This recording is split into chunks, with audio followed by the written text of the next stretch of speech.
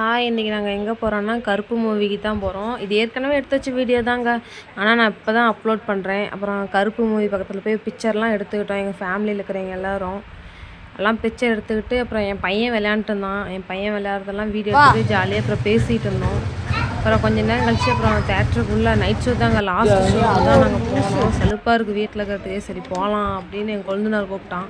சரி போகலாம் அப்படின்ட்டு ஜாலியாக போயிட்டு தேட்டர்லாம் பார்த்துங்க. படம்லாம் சூப்பராக இருந்துச்சு. படம்லாம் எதுவுமே சொல்ல முடியாது, செம்மையாக இருந்துச்சு.